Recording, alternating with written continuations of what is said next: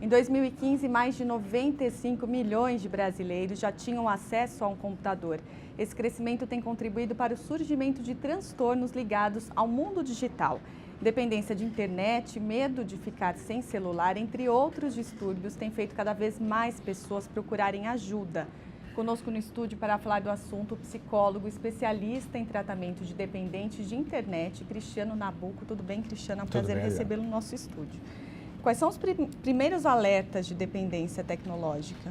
O que nós entendemos hoje, de uma maneira geral, é que a tecnologia ela foi entrando em nossas vidas de uma maneira muito recreativa, por assim dizer. Isso fez com que nós entregássemos nossos celulares para os filhos, para os sobrinhos, e isso se tornou, num certo momento, até motivo de glamour. Nossa, dá uma olhada como meu filho consegue mexer. Só que as pesquisas hoje, elas têm mostrado que quanto mais precoce for essa exposição para a criança, pior será a consequência, né?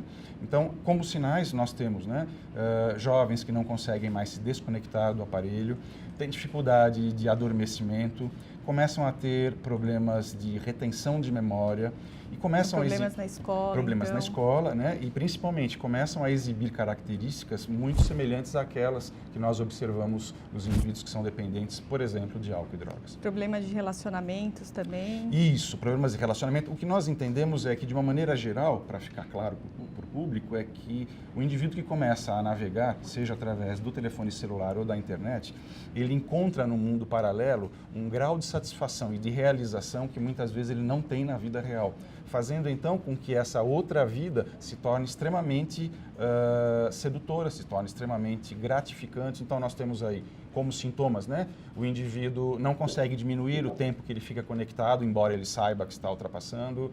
Ele, quando fica longe da tecnologia, ele apresenta alteração de humor.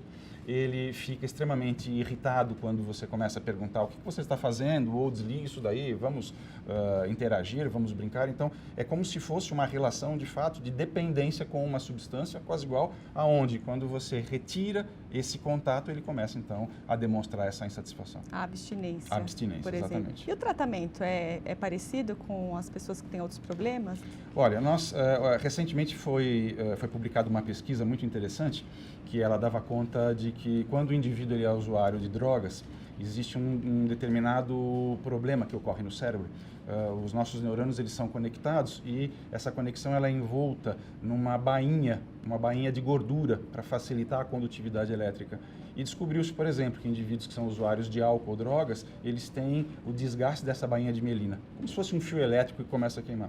E descobriram agora que usuários excessivos de tecnologia também apresentam o desgaste da bainha de mielina, ou seja, as consequências são muito parecidas e guardam semelhanças com essas outras dependências. E aí, como é que se faz o tratamento para essas pessoas? Aliás, é difícil para a pessoa compreender que ela é uma dependente também? Ela não admite isso? Olha, de uma maneira geral, nós entendemos que as pessoas que recusam tratamento, isso na saúde mental como um todo, são aquelas que estão num grau mais avançado de dependência, né?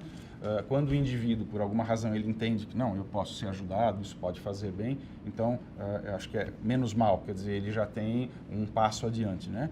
Normalmente, esse tratamento, respondendo a sua pergunta, ele é feito, então, em grupo, são 18 semanas, onde esses pacientes se encontram, exatamente em grupo, para que eles possam reconhecer aquilo que eles negam no outro, e dessa forma, então, eles vão sendo conduzidos até que, em um determinado momento, eles conseguem regular o uso. Veja que, diferentemente do álcool ou da droga, né, onde parte do tratamento consiste em você livrar o indivíduo para sempre, na tecnologia não. A tecnologia, você compra hoje bilhete de cinema pela internet. Não tem como ficar Não tem sem. como. Então, a ideia dos dependentes tecnológicos, no fundo, é devolver o controle, não a abstinência total.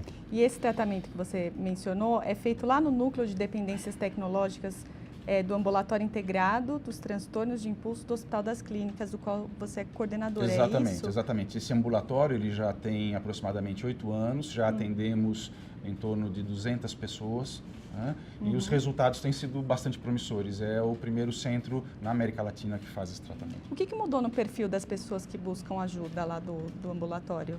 O que nós Nesses anos todos? Nesses anos, desde o início, nós temos percebido que inicialmente eram mais jovens, adolescentes, estudantes universitários. Hoje não, né? Hoje temos pessoas que buscam ajuda na terceira idade, por exemplo, né? 50, 60, 70 anos, 80, pessoas que não conseguem se desconectar, crianças. Outro dia eu recebi uma mãe que ela veio dizer que o filho não conseguia sair do telefone celular. Ele não almoçava se não tinha o telefone celular na mão, ele não ia dormir. E eu, achando aquilo importantíssimo, né, de preocupante, ela fala, mas isso não é o problema, doutor. O problema é quando nós vamos ao shopping.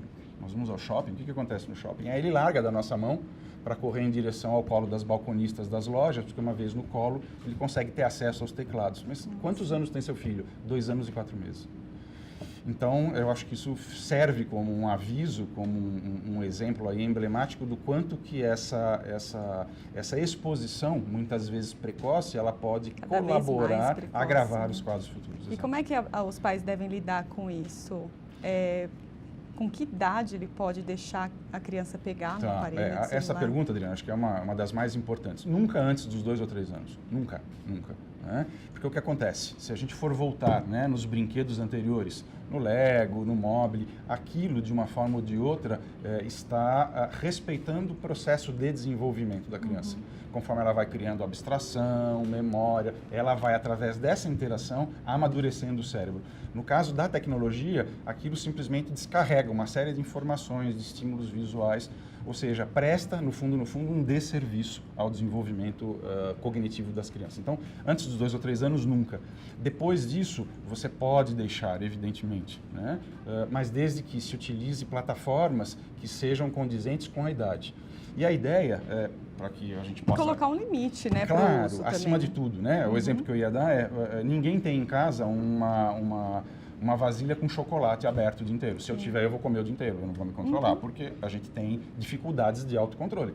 Então, como esperar que a criança faça isso? Ela não vai fazer. Então, a ideia é, você vai dar o telefone para o seu filho, ele vai utilizar, você estabeleça um tempo. 15 minutos, 20 minutos, acabou, você recolhe, tira e guarda. Tá? Agora, uma coisa importante, né? Os pais, eles têm que estar dispostos a também pagar esse preço, porque de nada adianta eles recolherem dos filhos e eles sentarem à mesa e ficarem conectados. Com certeza. Obrigada pela entrevista. Eu que agradeço. Uma boa Um tarde abraço. para você.